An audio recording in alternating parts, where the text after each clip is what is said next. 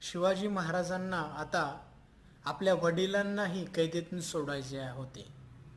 तर ते शहाजहानचा मुलगा मुराद याला म्हणतात की आमचे वडील शहाजीराजे यांना विजापूरच्या बादशहाने कैद केले आहे. तर तुम्ही त्यांना सांगावे की त्यांना कैदेतून सोडवा.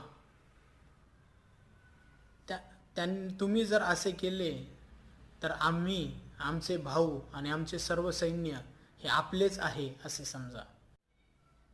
मुरादला पण आदिलशाहशी वैर असते, तर तो मुराद आपल्या वकिलातर्फे आदिलशहापर्यंत असा मेसेज पाठवतो की तुम्ही लवकरात लवकर शहाजी राजांना सोडवावे, नाहीतर आम्ही सर्वजण मिळून आपल्यावर आक्रमण करू. आणि त्यामुळे नाईलाजाने आदिलशहाला शहाजी राजांना सोडवावे लागते. सुरुवातीला पोर्तुगीज, फ्रेंच, अरब, इंग्रज यांचे नौदल भारताच्या सभोवताली समुद्रात फिरत होते. पोर्तुगीजांच्या परवानगीशिवाय हिंदी जहाजाला सागरावर संचार करण्यास स्वातंत्र्य नव्हते. यासाठी शिवाजी महाराजांनी स्वतःच्या आरमाराकडे लक्ष दिले.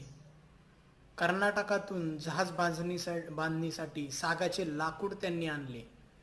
गुराब, गलपत, शिवाड, तरंडी अशी 700 लढाऊ जहाजे निर्माण केली. सागरी किल्ले सिंधुदुर्ग, विजयदुर्ग, रत्नागिरी, सुवर्णदुर्ग बांधले.